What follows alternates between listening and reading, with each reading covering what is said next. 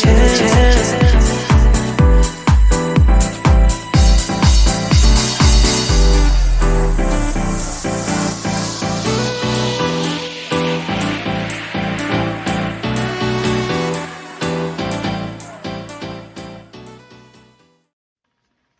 hello. Welcome to Charity Tuesdays. It is your girl V.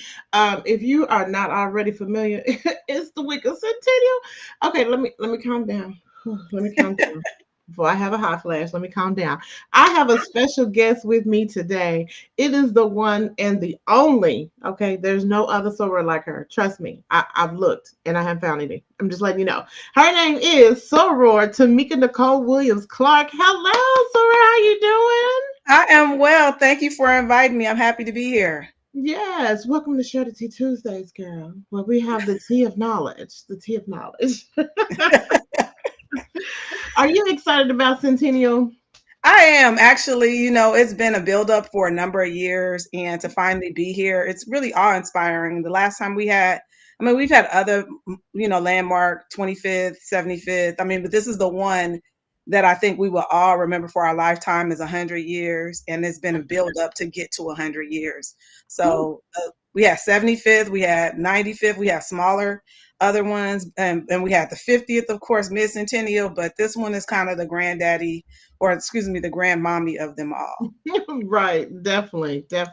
Now, just in case for our viewers and listeners that are not familiar of who is Soror Tamika Nicole Williams-Clark, who is she, and why is she so phenomenal?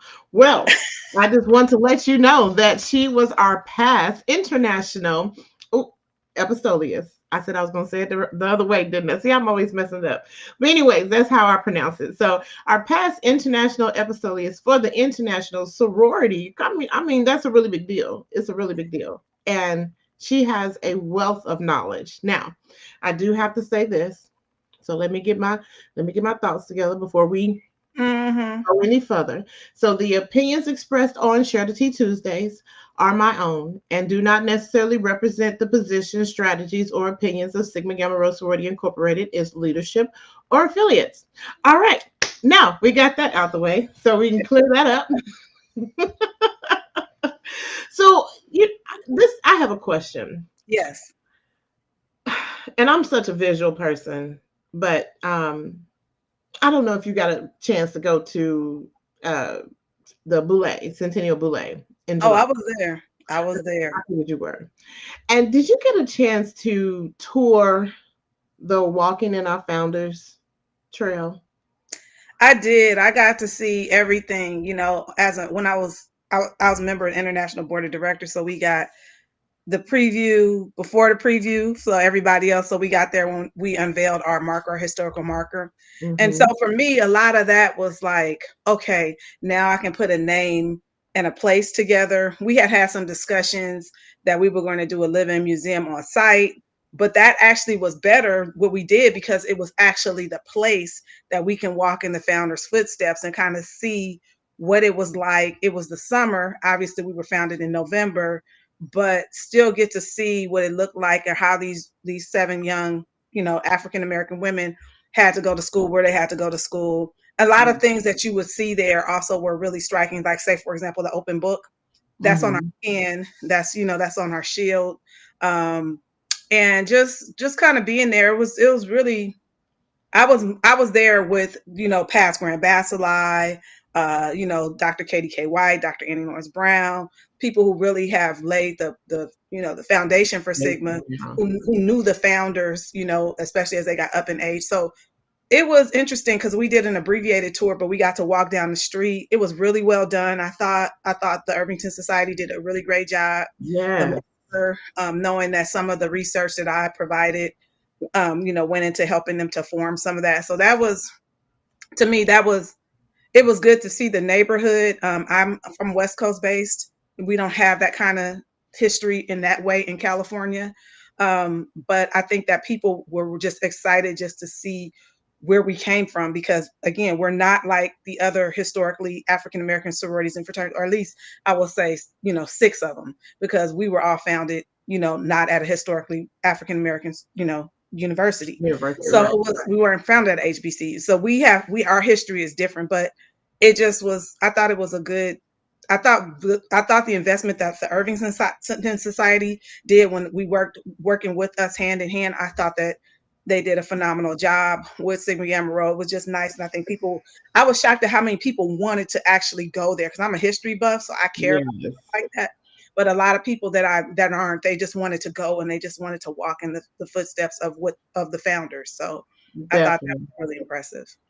And if you have no idea what we're speaking of, and if you're in Indiana, it's the Irvington Historical Society. They are on Facebook. They have a website and everything, and they're really really nice people. I must admit, like everyone is nice, even the person that's well, the people that are directing the tours. But I did get a chance to experience, and I just want to say it was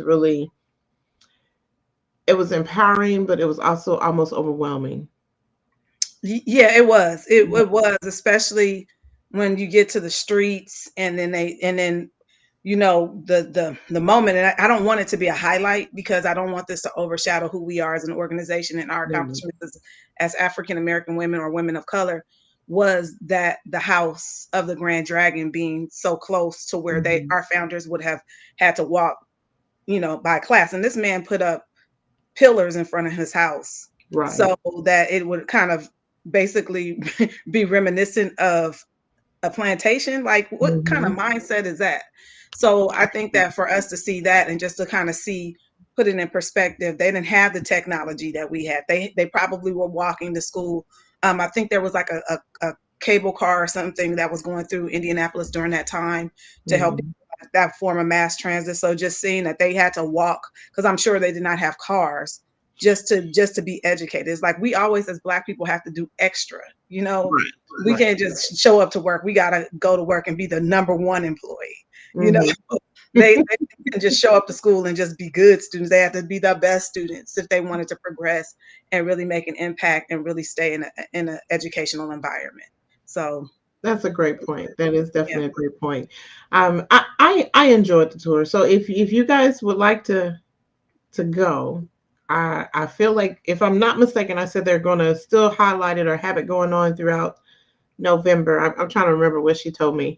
But I know they had it up until September, and then they're going to bring it back for the week of our Centennial. So it's really a site that you need to see. Of course, there are going to be people that's going to feature it all on social media. So even if you're not physically able to go, you can see it on social media somewhere, because I'll probably even share my little snippet on there. So, but thinking of the mindset of our founders, um, and just the point of, this is a Saturday that, Sigma Gamma Rho was created, back in 1922.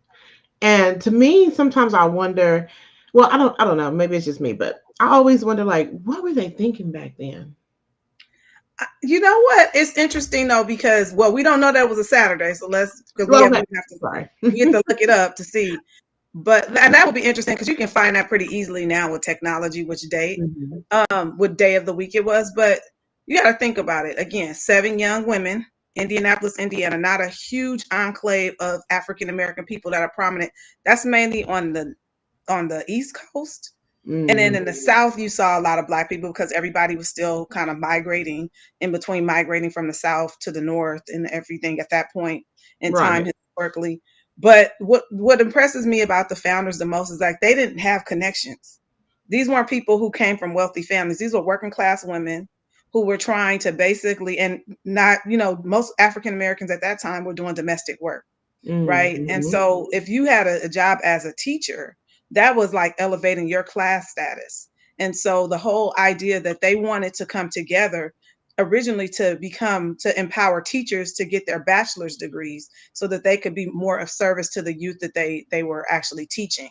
So to me, that was, you got to think about it. At 17, 18, 19 years old, I wasn't thinking about that. We Right. had a founder that was 17. The oldest two founders were 26 years old, and then Mm-hmm. some ages in between there. And so to think that we're coming together to start something that is going to be of support for people down the line. I don't think they conceptualized that. They knew what they needed to do now, and people, other women who found that inspiration joined the organization, and here we are 100 years later. So I think that they really just wanted to, again, it was the concept of let's better ourselves so that we can be a better service to the kids that we have this. We want to do this intrinsic thing of just serving other people, and we know we need to do this, and now we're bringing other people along, and look at where we are now, 100,000 members initiated, over the last 100 years. I don't think they could have really conceptualized that. I know that anything that I've done that has been great and had an impact, or anything that you've done, you do it, and there's just this drive to do it, and then when you start to see it grow, you're like, wow, like I was on the right track. And I think that's where their heads were. They even said that, like, when they came back to the mid-centennial celebration, and that was, like, at that time the largest celebration of anything Sigma Gamma Rho had. That was at 50 years in 1972, and to see the growth, because by this time they were up in age. Our founders were they would have been in their 70s at that time. So from 17 years old, 50 years later, you're what, 67? Right. So, that's the youngest founder was 67. So you got to think the oldest founders were like in their, mid to late 70s at that point. So I think that they just really were, I think they were just in awe of what they created. And I think that's true for any Greek letter organization. If you look at the history of all the founders, for many of these people that founded these historically African-American sororities and fraternities, for many of them, this was the greatest thing they've ever done. Right. That's true. And you don't see a lot of people, like, beyond the founding. This is what they did. This was their accomplishment, not minimizing the rest of their lives, but this was the one thing that has a legacy that has lasted for 100 years, especially for us. Or we're the last of the elite 8 or grade 8 to become 100, and then Iota Phi Theta will become 100 in about 40 years. So right. Yeah. And I think it's just the importance of the legacy. And yes, when I said Saturday, I'm thinking it's okay. Sorry, I was like, girl. Okay, anyways, but yeah, just thinking of the legacy, the legacy of all the people that it has touched, since 1922, and how it just continues to grow and get bigger and bigger and bigger. At times I wonder, like, we think about our families and our ancestors, and are they proud of us? And, like, yes, I think they are proud of us. Just we've made some phenomenal steps compared to where we were from the very beginning.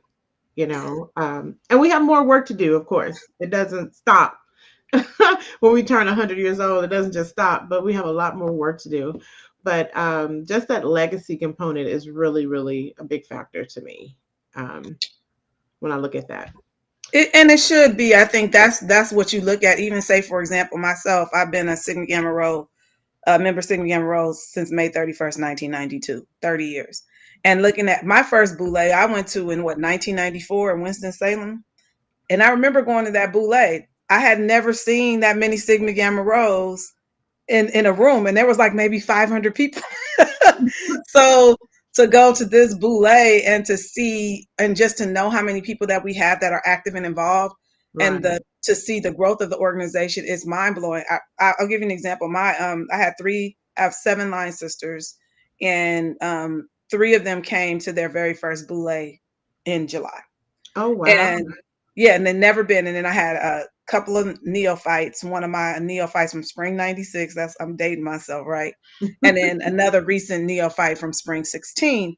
And I was like, you guys really should come. Don't be on the fence about it. And they got there and they were like, oh my gosh.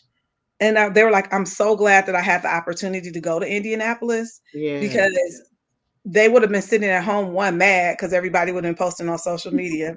Right. Two, I think they got to see, like, what the organization looked like across the country, and with our global members coming in, they got to see that. You don't see that on social media. It's one thing to see it and type it and be a keyboard member, but it's another thing when you're actually in the presence of sorors. Like, I remember a boule I went to, what was that, 2014, National Harbor, and I had just reactivated like the year before, and everybody was like, "Hi, Soror, hi, Soror, hey, Soror, hey, Soror." So you're walking down the street, everybody is, "Hi, Soror, hi, Soror, hi, Soror, hi, Soror," and just speaking to people just in general, not you're walking, but you just feel compelled because there's, even though you don't know the Soror, you Mm-hmm. just want to speak because it's like, hey, you're Sigma Gamma Rho. I'm a Sigma. We do that. We see people in the grocery store. We run across, try to kill people with shopping carts, trying to get to her. We're driving on the freeway. You see a soror, you like, honking and acting a fool, because that's what we do. But I think to see it at Boulé, where everybody is a soror, everybody has on blue and gold, Everybody. was for them. I was more focused on what kind of time they had, because I've seen Sigma Gamma Rho, like on a larger scale, but I was more focused on making sure that they had a good time. Mm-hmm. And did you make sure you go to this, make sure you go to that, meet these people, this is what we're going to be doing, have you met this soror, have you met that soror? I was like more interested in my friends and my sands and the people who I have close personal relationships with, making sure they got the connections that they wanted. Give you an That, example. One of my neos, she went and she is, or I shouldn't say neos, one of our younger sorors, who's been in the organization about 6 years, and she was saying, like, I have my line sisters, but I'm not as close as them as I would like. And I said, look, we got 100,000 members. You will find somebody somewhere. You will find your that's people, true. but you got to put yourself out there. And Right. she went and had a ball and kept talking about it. And we just went, and another soror that she met, I introduced her to. We just went and celebrated her birthday yesterday. Oh. So, and we had our area, we had our Centennial celebration yesterday. So I think that is what that impressed me so much about Boulé, is just people get to see the enormity. We got to see the enormity of the Mm-hmm. organization. So we're not just in a vacuum, you know. Right. That definitely makes a big difference. And congratulations. 30 years. I mean, woo, that's a big step, big step. I'm just now 21, so I'm just now legal. But I came in when I was 2. I was a child. I was a baby, a you were toddler going probably through. Yeah, just a and toddler. what university was it? I actually came in through something that doesn't exist anymore, which is a metropolitan chapter. Oh, So I okay. came in, yeah. So I came in May 31st, 1992, Kappa Phi chapter, which was 3 schools at the time: University of California, Davis, University of California, Davis, California State University, Sacramento, where I went, and then another school called California State University, Chico. Oh, And there was on my line, I can say that we had all 3 schools. So I'm wow. actually the second international officer off my line. Oh, Yeah. So okay. so my line sister, she came in California, and then she moved to the southwestern region and went to University of Arkansas Pine Bluff, and she got elected second grand international second vice president for people who are not Sigma Gamma Rho, when we were in undergrad. And I remember that's why I went to the Boulé in 1994, Wow. because that's where she was running for election, and she served from 94 to 96 under Corinne Green, her second term. Oh my goodness. Yeah. See, history I didn't know. Yes. That is that is wonderful when your I'm gonna say your line sister has history, significant history as well as and being an international officer is a really big that's a really big position. To me it is. I mean, I don't know about anybody else, but to me I'm like, oh my God, that's a really big deal. To me it You is. were you were a regional officer. You're a Yeah. regional Epistoleus, Epistoleus, depending on where you live. Oh, I didn't Southwestern. That's how we met, actually. Yes, that We're is both regional true. officers. I Yeah. know. And I've met so many sorors because a lot of my friends say, "Oh, Renee, you're such a social butterfly." But I love to meet people. Like I know that's part of my southern hospitality, but I just love to meet people and then I get to talking. Next thing I know, we didn't exchange numbers and the rest is history. So yes, it's been a long time. It's been a long time coming. Definitely, definitely. So with the history of Sigma Gamma Rho, it's 2022. What is something that you feel is really genuine for the people to know about Sigma Gamma Rho? Because yes, we know about our founders, but I'm not for sure like the foundation of it, or like our, because a lot of our things have stayed the same for a while, from my understanding. Uh, Mhm. but what do you think is something that's really genuine that the public sees as far as Sigma Gamma Rho? I think people see the genuine, like we do have sisterhood. Like, that doesn't mean that I love every single person, but I love a lot of people. Right. And so I think that that's important. I remember, when I came up, we would go from, we lived in California is a big state. And so people don't know this. It takes like 14 hours, I think 12 to 14 hours to go from the top of the state to the bottom of the state, right? Hmm. But Hmm. I knew sorors, and we didn't have the internet at that time. We were doing like writing letters, calling like people like your parallels or parallels, and that means people who came in at the same time or semester that you did, on the phone, writing letters to like sisters in other places. But I do remember this. I'll tell you, when I was about, I think 19, it was right after I became a member. They said, you're going on a road trip. I said, what's that? They said, don't, it doesn't matter. I said, I don't have any money. They said, that's okay. You worry about that when we get there. So we ended up renting cars in Sacramento. And then what we did was and I didn't rent them because I wasn't 21 yet. I was still, Right. for no car. So one source, she ended up renting some cars, and then we like drove down to the Bay Area. That's about 2 hours from where we are, and then picked up some sorors from other chapters, and then drove down to San Diego. That was an 8-hour drive in the car. Oh my I God. didn't know where we were staying, what we was doing. I didn't even know how I was gonna eat. I had $40. Oh my gosh. We got down there. I'll never forget. We got to San Diego to Delta Gamma chapter, and they had a line the same. I have Spring 92 parallel. One of my parallels, I'm really good friends with Sands. She's also number 7, Spring Delta Gamma. I'm number 7, Kappa Phi. We got down there. We had a place to stay. We had breakfast, lunch, and dinner. Mm. We also had, some we had some, some libations provided by the men of Kappa Psi, of course. And we stepped in that show, and I just remember like it was just one of those things. Like, it didn't matter. We drove that time so that they could have all those people on the yard. So Wow. we show up at the step show. It's like 150 Sigma Gamma Rhodes. We Yeah. just took over the yard. They're like, people are like, where y'all come from? And we did that over and over again. So I say this to say is that when we were in our element, we ride for each other. We Mm. will make sure that Sigma Gamma Rho is going to show up and support each other. People will be like, well, what chapter are you in? Even in the Bay Area where I live, they'd be like, which chapter are you in? I know there's 2, but it seems like you guys are all mixed in together, because that's Hmm. what we do. We ride for each other. I have had some amazing experiences with sorors, some life-changing experiences. I was talking to a soror. She says, we didn't sign up for this part. I said, I know, but somehow we're doing it.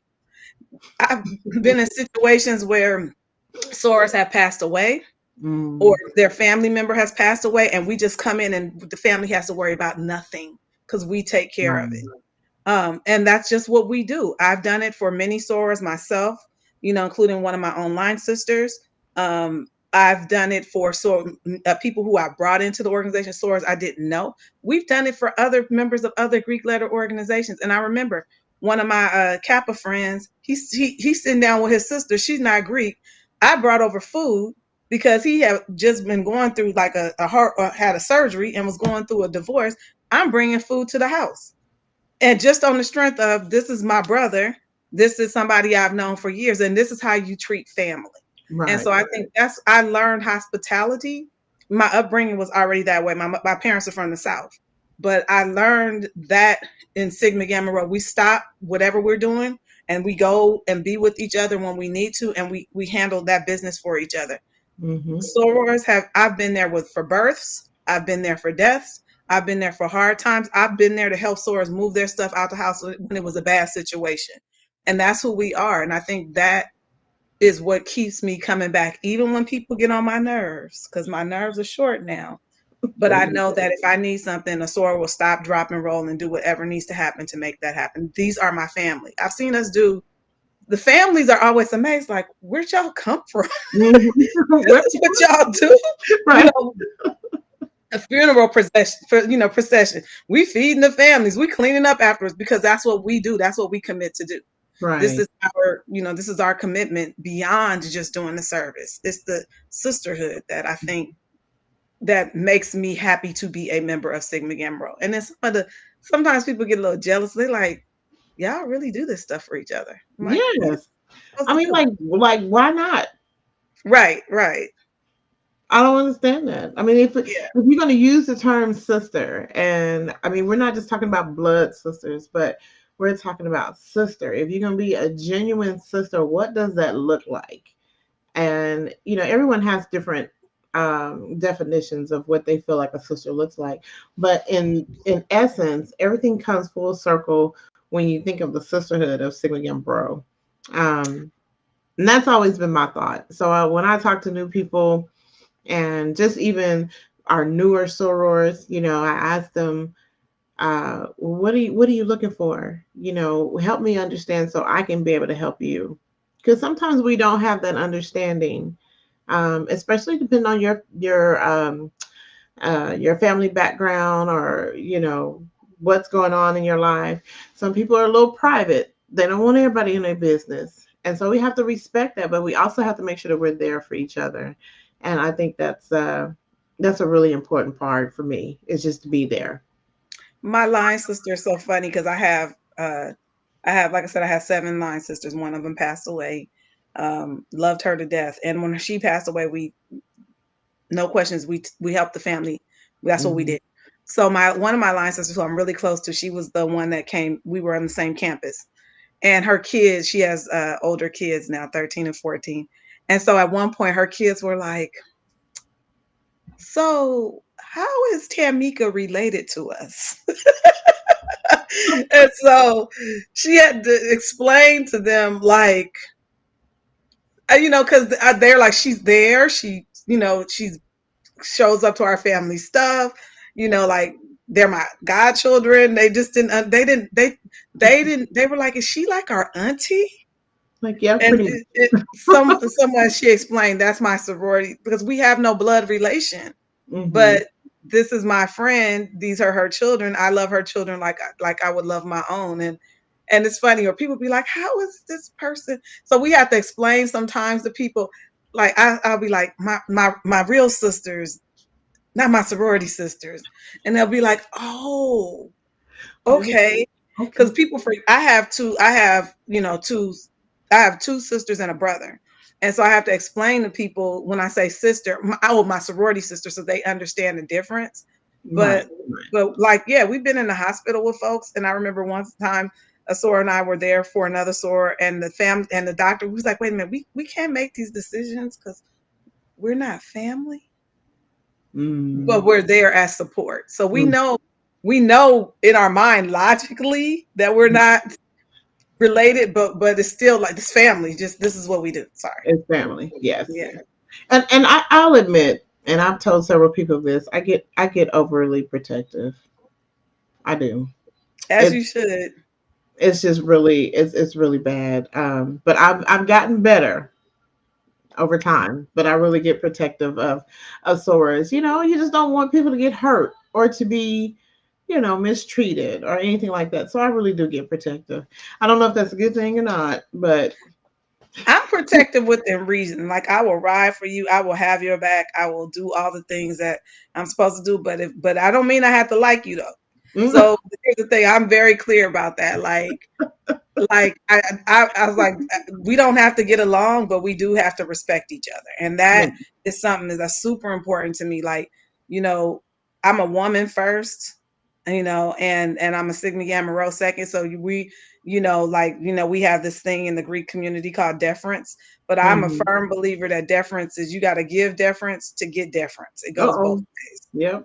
And I will tell people in a minute, I don't have to defer to you, but you do have, Mhm. but deference goes both ways. It's just not an automatic based Right. on when you come in. It's about respect. You earn respect from each other, and then you give respect to each other.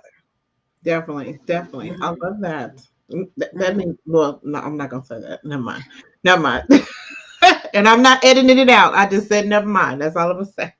You know what? We got to tell the truth about it. It's not all flowers and skipping through the forest. Singing Right. songs, hymns, and doing work. There is some relationships that tend to be more challenging, and you have to work on them. But the Hmm. the thing that is the mutual respect, and everybody is not maturing at the same level. Because again, I've been in 30 years. Somebody who's been in maybe 2 years may not have an understanding.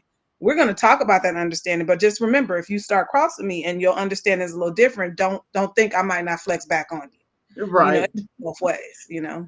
That's true. That is true.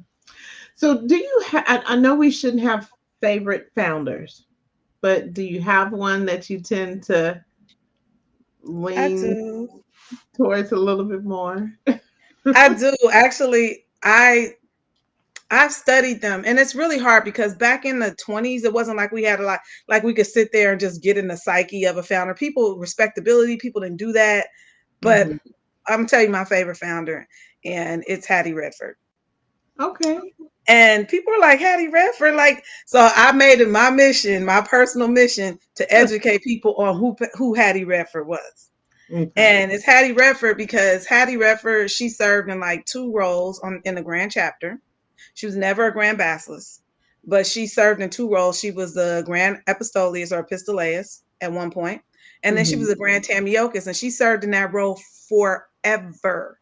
And Wow. then when she retired, or when she took a step down, she remained on the board as a financial consultant. So she served the sorority in an active capacity, like really active, for 40 years. Ooh. So, and a lot of people don't know that. A lot of the early business was done in her home. Hmm. Um, she was at everything. There's passages in the books that you can read about her giving speeches at the 25th, at the 40th anniversary of the sorority.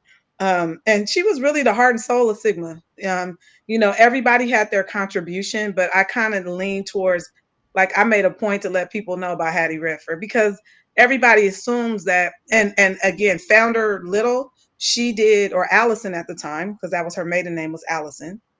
Those other two names are her married names. She was the this was her concept, but it took six other women to help that come to fruition, and she did. She was the one who got everybody together, organized folks, put it to made sure that they met every night. They worked for 3 years before the sorority actually had the first boule in 1925. And so Wow. she served only 1 year as president at the time. It wasn't Grand Basileus, it was president.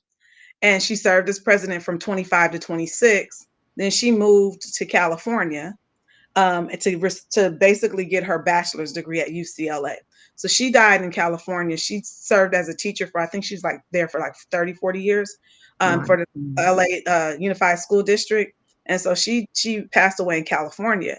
And she's also a favorite of mine. But there's other founders that did stuff like Nannie Mae Gahn Foster Johnson. I just put that other name in there because a lot of people don't know that she had another name. She was married twice. And Oh, she okay. actually, people don't give her enough credit, but she actually helped to design the pen, her and Cubena McClure together. So it wasn't just Cubena, it was her. She did a lot, so a lot of people don't talk a lot about her. Um, Dorothy Hanley Whiteside was the young one. She was the baby of the bunch. She was the kid. And just for her to go along with the older people, and she stayed, when she was active, she did a lot of things with, like, she made hats. So she had a millinery business. She was really into fashion. Cubena McClure was extremely brilliant, but she died early. But her main contribution was she helped to design the pen. She was into the arts. She was going to go to Columbia University on the Gregg Scholarship. Um, Vivian Irene White Marbury. She was very scholarly, and she did a lot educationally, and we have her direct legacy on the International Board of Directors right now, which is Dr. Khalila Shabazz, is her great granddaughter. Oh, So, did um, you you? know, Y'all so didn't she know that. I want you to say that part one more time for the people that may have missed it. Vivian Irene White Marbury. Her great granddaughter is Dr. Khalila Shabazz, who's our international grand anti-grammatius, which is recording secretary. So Mhm. that is her great grandmother. And if you look at old pictures of her and then put them side by side, they have the same brow line. And I didn't notice that till I was at headquarters looking at the pictures and when we were filming. And so I got a chance to look at it. But that is her great grandmother. And so she was the only founder that actually had children. And she actually taught at Morehouse. She also, she went to Columbia, got her master's. So she was the principal of a school for 37 years. I want to say 37 or 39 years off the top of my head. But she was great. Did I miss one? Oh wait, you named them off really fast. Hold on. Yeah, I want to say, I hope I didn't miss anybody. Like, I got Cubena McClure, I got Vivian Irene White Marbury, I got Nannie Mae Gahn Johnson, Hattie Redford, uh, Bessie Rose Martin. That's who it was. So Bessie Rose Martin, she actually it's not a whole lot known about her, but she actually didn't go. Most of them all went to the same high school. She went to a Mhm. different high school, but she was involved in Sigma Gamma Rho early on as well. And if you look in the early officer list, she was served as one of the officers. Can't remember off the top of my head which one, even though I wrote the stuff on the monument. I can't remember her officer off the top of my head, but she actually was around for a while, and she was a teacher. She took care of her family. Like, she spent a lot of time taking care of her family. She died in 1947, 4 years after she finally finished her degree at Butler. One of the things I think people need to understand is that they were working professionals, but they didn't all have their degrees at the time we were founded. Because Mhm. you could teach with a normal school degree or certificates, kind of like when you go to a community college and you get a certificate as a trade, and then you have to go on and get other things. Sometimes you have nurses like LVNs, and then they go and they become an RN. So that was Right. kind of the level of where they were. And so they were all at different places. So we had, I think, 5 founders that actually graduated from Butler and 2 that didn't. Cubena McClure would be one because she passed away. Mhm. And then Little, founder Little, she actually ended up graduating from UCLA. So yeah, I kind of went through them all quickly, but my favorite one, if you know me, they'll be like, "Which one?" I'll be like, "Hattie Redford." And But you know what? She was a writer too, so she had some really interesting things to say. Like, I have some of her like quotes and like some of her speeches and stuff. And mhm. one soror got so mad at me because I posted one of her quotes. What does that mean? Why would she say that? I'm like, first of all, sis, it's a founder, so you need to have several seats. This is where deference comes into play. This was a founder. Go have Mhm. several seats and don't question her writing. This is what she said about her experience in the sorority. It ain't got nothing to do with you. Right. And it's back in that time. That's what she was. I mean, anyways, we won't go into Yes, all that. But yes, yes, definitely. There are some very interesting facts in the book that you mentioned. I do love that. I was really way back in my younger Sigma years. I was really on a hunt for book, the first book, because I think I had the second one, and so I was like, okay, I need the first book. Like, I need to go back. I need the first book. Who got the first? Give me the book. Give me the book. You not read the book. Give me that book. So that was kind of my notion, but I finally found it. So no worries there. I feel a lot better now. So I wanted to ask you a question, and it was right there. But oh yes. So with the monument that was revealed this past July, did you have? I mean, I'm quite sure you did, but all of the writings and the beauty. I mean, it's so beautiful. I just want to say that it's really beautiful.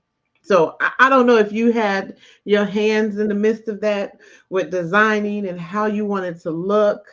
But can you tell us a little bit about the monument and how you were involved? I was not involved in the design of it, but I did rewrite the captions on there to make sure that they were accurate. Okay. So, for example, one of the ones that I was like really like watching and breathing when I saw it was Bessie Rhodes Martin, because she has like 3 different years of birth. Actually 4. 1897, Wow. 1898, 1899, and 1900. And so the reason why is because, they didn't really have good accurate records of African Americans back in the day. Right. So we had to kind of figure out, the date was the same, July 12th. That's her birthday, but it's just the year. So we have like a bunch of different ones. But what we had to do was synthesize it and make sure that we what I did was I synthesized and made sure that I made sure whatever contribution they made to the sisterhood was on that monument. So worked with with our executive director, Karen Williams, and then some of the core members of the Centennial team. And she asked me to look over that and make sure that things were accurate and so that it would go up on the monument. So yeah, that was my main contribution. So I wanted to make sure that that was right. I was glad that I was able to do that because we had histories for folks that just needed to be refined. And now we have expanded histories for all 7 founders that tell a little bit more about them. Of course, we're not going to be able to be like, she wore green on this day, and then she wore a blue and gold suit and stuff like that. We don't have that kind of information or about their Right. temperament, but it's just giving them the due and the respect that they have as women and as Definitely. founders, the place of deference or reverence that we have in the organization. So yes, I did help to write. I should say I rewrote the verbiage for the monuments. Okay. Well, wonderful job. Wonderful job. Thank you. Amazing job, Soror. And also, just a little snippet in case anyone missed it, that all of our founders have, how do you word it as far as their doctorate degrees? They got Post honorary doctorates from, honorary yeah, doctorate. honorary Okay. doctorates because they had degrees. The only one that did not have a degree was Cubena McClure because she passed away in 1924. Right. So Right. every one of them, all the other ones got bachelor's degrees. They got them. So they Butler was able to award them posthumous doctorate degrees That's from the the word. universities. Yeah. Thank you. I was like, it's post something, and it wasn't coming to me. Okay, thank you. Thank you. Yes, that doctorate degree. And that's, I mean, that's phenomenal. So from now on, we have to make sure that we address our founders as such. I'm just saying, just throwing Yeah, that I little think bit. we can. I think we can. And I think that the good thing is that they acknowledge them. The university Yeah, acknowledged they did. because, for them being, I'm sure them being African American women or Black women or African descendants of slaves, they Mm-hmm. did not have, they were probably just a number Mm. at a university. And what they did was transformative because now we have over 100,000 people or women following in their footsteps, you know. And I believe they did need to be acknowledged. And then we did need to say their names and acknowledge their work in the sisterhood and their Definitely. work to found the sisterhood, honestly, because we wouldn't be here without them. That's That's one thing true. I like to let people know. You would not be a Sigma Gamma Rho if there were not for the 7 people that worked hard to found this, so that Right. you can sit here and wear your colors and shake that monkey if you want to. I'm just being honest. She didn't do the shake that monkey part in there. Okay, yes, that's true. But you do have to pay respect. Yes. Just pay respect. And I think that's a very important part to make sure that we do, especially as we continue to step into greater and just to be a greater organization as I mean, I just think that's who we're supposed to be. Um, so let me ask you a question because I know Yes, you ma'am. it's been 30 years ago. Do you remember why you wanted to be a member of Seminole? Nah, girl, I don't remember that. No, I'm just playing. I do remember. So our situation was unique because we did not have Sigma Gamma Rho on campus. We had every other organization. We had the other 3 sororities. And I was like 18. So I was a first generation college student, my line sister as well. And we're looking around at the other organizations. I'm like, if this is what we got to choose from, I don't think this is it for us. So what had happened was we kind of were researching, kind of found out some information. And so there was a believe it or not, there was a young man who had just become a member of Kappa Alpha Psi. And so Okay. he liked my roommate. And so he had just became a Kappa. So he would come to our room and talk to us about Greekdom all the time.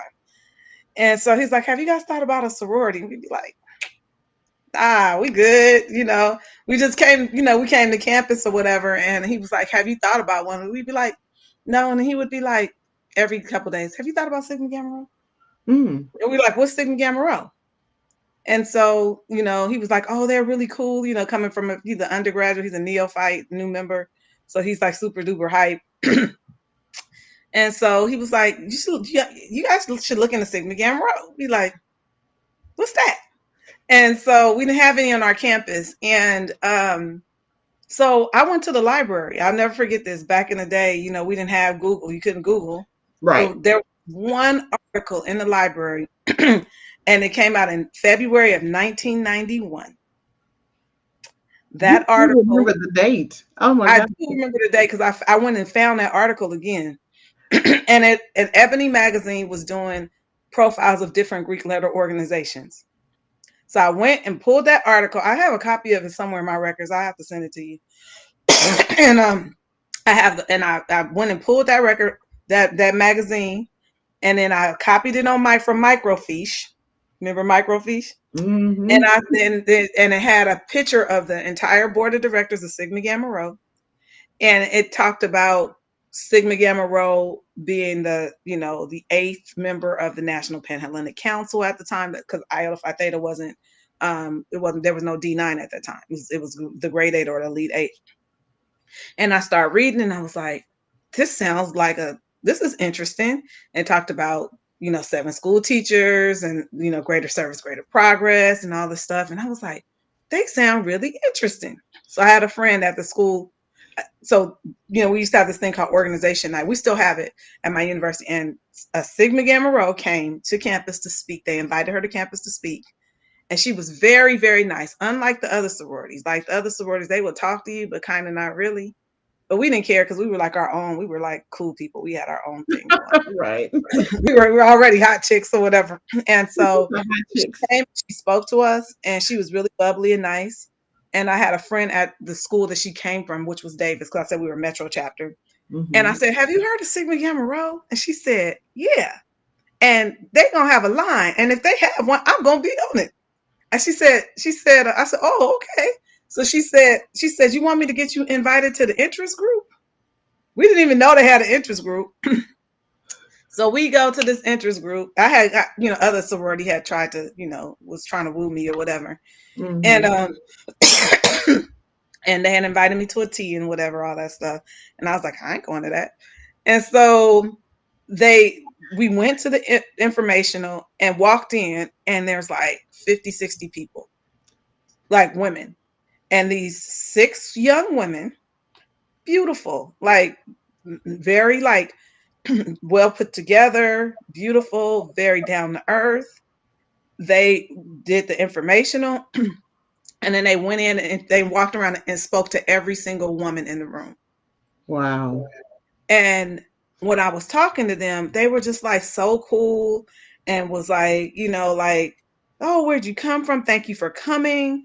And it was the last information. We didn't even know. And they said, they invited us to it. And they, like I said, every single member walked up and spoke to us and had a conversation. It wasn't just like, hey, girl, thanks for coming or whatever. And they were just so eloquent. They talked about the community service that they did. I was like, oh my God, that's amazing. They talked about school being a priority. And like I said, and these were like beautiful, very like, the cool kid type of girl. Right. They were really community service, really into stuff. And then after that, we left and we were like, we think we want to be Sigma Gamma Rho's. And so back then you couldn't tell people what you wanted to do.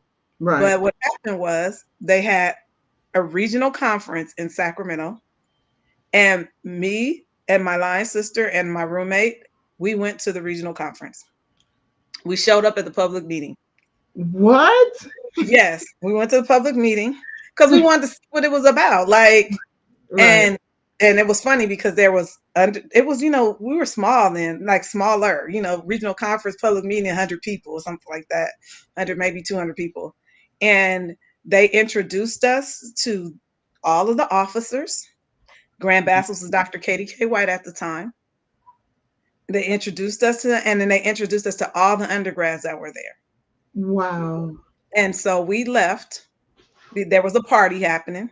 And they were like, you're going to stay for the party? And we're like, no, we're going to leave. That wasn't on purpose. It wasn't because we didn't want to party. We just, planning on partying. And it's funny because a couple of my line sister walked in with another line sister. She walked in. She's like, y'all not staying for the party? And we're like, no, we leaving. And so, and they would, they came in bopping, getting ready to go to the party, and we like we met everybody. And we, Hmm. after that, I was like, community service, good women. Me being a first gen college student, I'm like, you're gonna need a support system. Hmm. It's up and coming because it was like California in 1992, excuse me. And I'll never forget, like I was like, we were like so excited. We were like, we want to be Sigma Gamma Rhoades. And that's how I became an interest.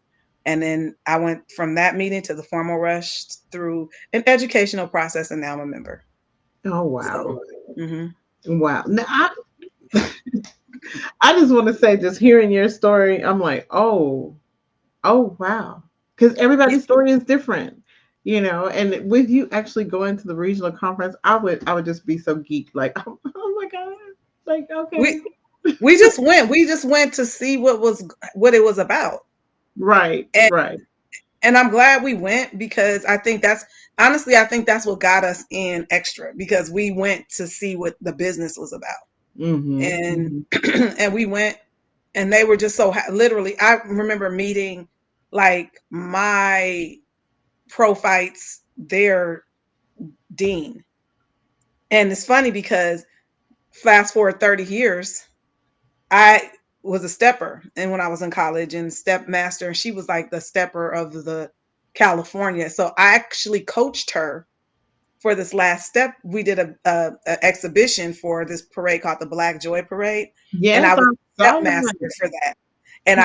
And she stepped under me, which was hilarious because here I am, her prophyte, I mean neophyte, and I'm coaching a prophyte Mm-hmm. to do this, coaching a whole team of people. And so But you that's how you we still did got it. those skills, though. I mean, if y'all don't understand that stepping takes a lot of patience, precision. I mean, let me stop before I get to preaching. But 30 years later, you still got it. I Still got still it. got some of it. I don't have it all. Like that's I don't know that I could commit to an 8 to 10 minute show. I could commit to a hard 3 minutes, maybe. Three. Yeah, Not like three. we what we did was a minute. It was a minute, 65 seconds of greatness. Okay. But but it took, we had like 130 people out there. So, you Right. know, but I rehearsed them.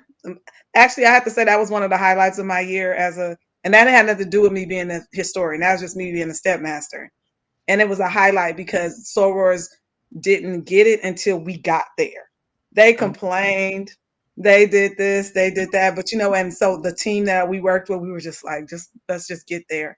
And when they got there and they saw it, and I don't cry very easily, but I cried that day Oh, you because shared I the saw feeling. everybody. It wasn't just us. It was us, the rowers. It was the philo.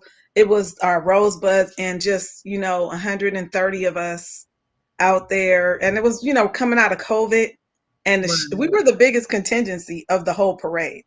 The other Greeks were like, "What the?" Yes, we're coming through. Yeah, we came through, and then for me to step, I hadn't stepped in like 23 years, so for me to step and to teach everybody and to go through the rehearsals and stuff like that, that was super important to me. Like I literally, we were just talking about the other night because we're getting ready to start preparing for the next parade. Okay. That Yeah. that one that's this month, or is that a No, different? not that one. This will be Oh, one in Oakland. So no, I have my own. I have my own step team, but there's steppers from my team they're going to be on that team. oh, okay. Yeah, Okay. So, are you for hire? I do teach. Yeah, I'm a great teacher. I figured that. I Okay. teach the fundamentals. I teach. I mean, I was a stepper for years in college. I mean, I stepped competitively for 7 years. Oh wow. So yeah, so we stepped competitively all over. And so I did, there's videos, like sometimes they'll show like these old school videos and people be like, is that you? And I'll be like, mm-hmm. Yeah. Like, Oh yeah, yeah. that's I me. was about that life. I was about that life, like literally, because people would be like, who are you competing against? It don't matter. I'm like, we gonna win. They'd be like, Swords would be like, well, what about that team? I was like, we're not worried about that team. We worried about ourselves. Focus on yourself. I know that's right. Focus on yourself. I love that. Yes. Yes. I was like, I we'll just, get there.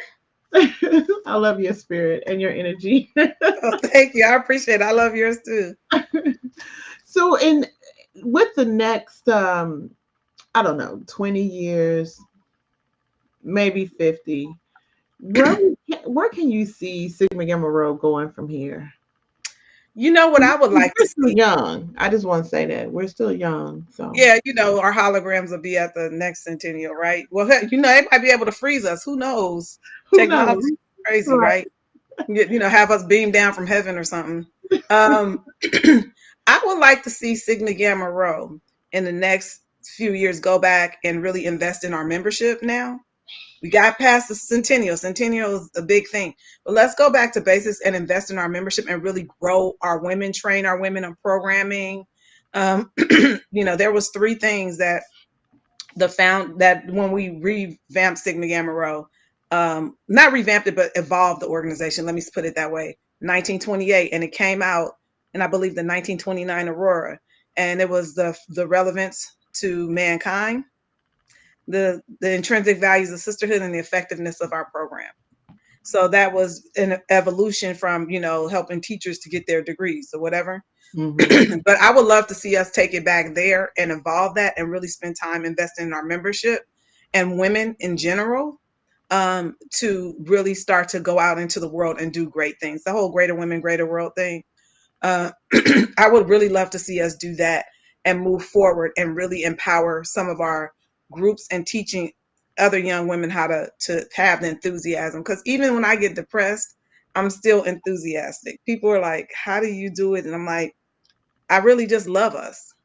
I don't like us all the time, but I do love us. And I just want That's us to right. be greater. I just want us to focus on being greater and to focus on doing the things that make us stand out and be those women, those experts, those subject matter experts, those people who are out there doing what needs to be done in the communities, those people who are out there being their best lives. Not everybody is meant to do community work, but you can do work building up individual members. There are things that we can do to go, there are sorors who are emerging as politicians. There are sorors who are who are making breakthroughs in STEM. There are sorors who are making Right. breakthroughs in media. By the way, we used to have a great media team. We have so many sorors in media. It's crazy bananas. Yeah. But what I'm saying is those are the things that I think that we could use to elevate our organization, to empower Mhm. each other to train. When I was in my role, I was big on training folks. I'm like, I'm Okay. gonna teach you how to do what I can do, so you can be Right. better. And you still in the essence of training. I mean, just because you're not in that role, you still can do that. Yeah, I just did a bunch of. I've been doing a bunch of trainings, but I want us to believe in ourselves more as a collective. We believe in ourselves. We've had the party. We've made the celebration. Now let's take it to a next step. Let's change the game. Let's flip the paradigm for what a Right. lead is, and what that looks like. And I think we'll get a different type of woman. We have women who are already there, but I think we need the younger women now are a little bit more. They're different. But even though they can do all these things, they still need to work on their self-esteem. They still need to work on their confidence. They need Mm. to be able to stand alone. Because when I was an undergrad, I did not care what anybody said. And what I mean by that is I should say as a collective, our MO in Sigma Gamma Rho as an undergrad in California, we didn't care about nobody but us. And you know Mm. why? Because we were the only things that mattered in terms of what we needed to do. And because we didn't care about nobody but us, I shouldn't say that we cared, we had our relationships with folks, Right. but it made us uber focused on building the organization up. And Right. that's where I want us to go, is to have that confidence that you can say whatever you want to say to me, but I'm still gonna be the bomb and I'm still gonna do what I need to do. Right. And that's where I want to see us cultivate that kind of confidence in women, because we need that in the world, especially as women of color. We need that, you know. Yes. Big And it time. doesn't have to be bold. It doesn't have to be bold or out there. It can be a level of confidence that you have. Like if you meet me, or people always say, you're just like really confident person. You right. I love me. Mm-hmm. Ain't nobody gonna love me more than me. That's I wake true. up. I might not like me all the time, but I look at myself and I'll be like, you pretty cool, chick. You're pretty good. Yeah. You did an Hmm. amazing job. You're amazing. You're Yeah, awesome. thank you. Yes, we do have to do that. And I love that focus that you mentioned because this generation is different. You know, my husband always say they don't make Sigma women like they used to. What are you talking about? And I think it's just the point that he's seen so many different. He's been with me since 2004, so he's seen so many different sorors, and he's just like, oh, okay. Well, I think, and he always want to give suggestions. You know, like you guys need to do things like this or do something like that.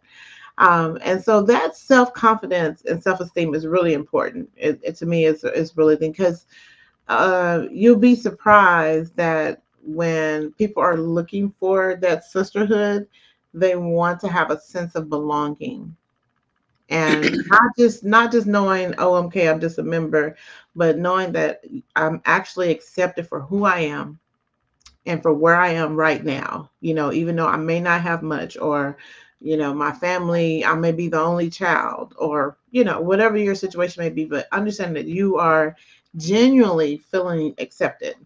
I think that's really important. I think so too. I mean, I grew up in a situation where I had to go out and do a lot of things on my Hmm. own and work at it and to be good at it. But one thing Sora said, we know exactly who you are. When you walk into the room, we know exactly Yes. who you are and what you are about. You do not play with people.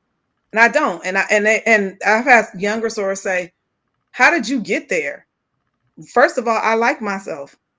I think I'm pretty dope. I don't think I'm perfect. I don't think I'm the most beautiful. I don't think, but I sure will walk in that room and you will think that, like, and I feel like, and I want, like, I used to, when I coach step teams, I would tell them, they would be like, well, what about everybody? I was like, we're not worried about them. We worried about ourselves. We winning. We are the show. Yes. We are, people came to see us. Hmm. Everybody else doesn't matter. And like by the time they get on stage, their self esteem will be so high, and they Right. would just perform. And that's how you win. That's motivation speaking right there. I don't like to lose. I don't know how to cheer for losing teams. I was a cheerleader. I didn't know how to. We didn't lose much. Somebody asked me, "How did you cheer for a losing team?" I said, "What losing? What you talking about? Right. We won." What you talk about? Well, Sora, I do appreciate you coming on Share the Tea Tuesdays. I know that you're doing a lot of things behind, the scenes of Sigma Gamma Rho, but in your career, like, what are you doing that people should know, or because I know you're a business owner, you have all these different things that you're doing. So, you have anything that you want to share with anyone? What I'm really big in is to create is creativity, right? So I do work. I have a regular job. I'm employed, and I also have several side hustles. So one thing about me is I'm going to work, and I'm gonna teach you how to work and make money too.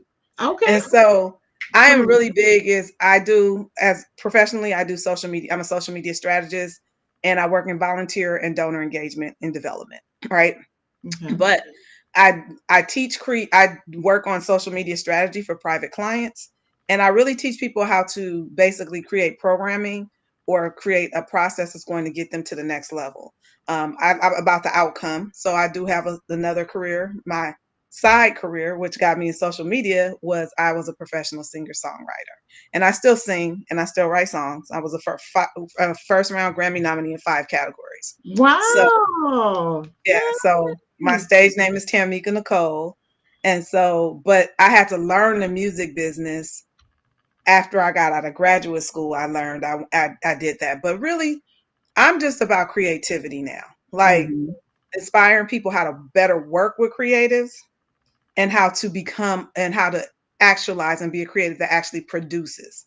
And what I mean by that is produces work, not just have it in your head and you just, you know, actualize and moving forward. And so one of the things I've worked on is I worked on our Centennial documentary, so I was the producer of that. Yep. So yes, We'll, so we'll that come back that to that. that's going to be shown. We can't really. I'm not going to say it's going to be a surprise. Let's just say it's going to come out this week. Okay. But I worked on that and a team of people, creative and very programmatic people. I'm good at working with those. So that's really my thing is to inspire people to be creative and to do it in a way that's not going to put you in a place where you are struggling financially or anything like that, because I want you to be your best, and I want you to empower and have people in your lives that are going to help you be creative, because it's a process to be a true creative and to be a creative that actually produces and not just sits and talks about it. Like, I'm all about let's get it done. We did that with we had a social media team for the sorority from 2018 to 2018 to 2020, and we were on it, you know. So, and those were a bunch of creatives and people who have business acumen. Some people were just proofreaders, but they all had it was all, I'm on committees and helping the people. That's something I want to give you credit for what you're doing. And there was a lot of people that I work with. I would love to give them credit for what they're doing. So some of them are serving in offices right now. Yes. Yeah. That's quite a few of them, actually. Right. That were on my team. The service for Sigma is always going. It's nonstop. In some capacity, or even if you're behind the scenes, in front, it doesn't matter. You know, you're always doing something, even if it's mentoring, something as simple as mentoring or recruiting. It's always nonstop. So I just want to throw that out there. But I do appreciate you coming on Charity Tuesdays. I know I can continue to talk, because we can talk forever. But I don't want to take up a lot of people's time. And so I just want to say thank you so much for coming on here and just giving your highlights for our Centennial. It's really a big deal. Of course, I'm going to see you in Indy. I'm not for sure when you're getting there. I'll be there by Friday, I believe. I get there at midnight, 1 o'clock in the morning on Friday. So you're flying in from California. Yeah. I gotta fly. I know that's a long way. You have a long way to drive. Yeah. But I will see you. Hopefully I will see you. It was so many people in Boulay. I know. And I was just watching people. I was just like, look. I said, look at all my beautiful sorors. Oh, look at the roars. That's all I did. I just sat down and watched. It was a lot to take in, and that's what I will challenge people. I'll say this. Nothing else. Go to Centennial, because it's all of our Centennial, and experience how you feel about it and document that, whether it's with pictures, whether you write your feelings about the organization. We probably all be boohooing, but we've waited for this for so long. But the moment, the historical, it's the historian in me coming out, is that the stories, the people who went there, how did they get there? What did we have to do to get here? And how do you feel? It's about those 7 women, and what would you want to tell the founders? What would you want to tell them? How would you want this to be remembered? How would you want to thank them? I got to thank one of my Sigma role models on a telephone call, and she was like, "Thank you for sharing that with me." And she was like, "Thank you, because I don't get to hear how people feel." And so I think that we need to focus on the gratefulness of it, the thankfulness of it, and the moment, instead of all the other stuff. And so, because this will pass, and then, November 13th, we'll be on to something else. That's true. I like that. I love that. All right. Well, everyone, thank you for tuning in or listening or watching Charity Tuesdays. Remember, I told you, all November long, even going into the middle of December, we're talking about Sigma Gamma Rho Sorority Incorporated, because hey, there's only one Centennial, and I'm here to experience it, live it, and definitely represent and cut up just a smidge. So I appreciate you joining me, Soror. Don't forget, everyone, to follow me on social media. I'm on all social media channels except for Snap at the Chat, but you can follow me at Charity with V. And remember, be intentional, be insightful, and definitely be impactful. Thank you, Soror Williams-Clark, for joining me. Oh, you're welcome. Thank you for having me. And I'll see you in Indy, sis. Okay? Yes, ma'am. All right. Have a good night, everyone. Thank you. Telling me to dance, taking a chance.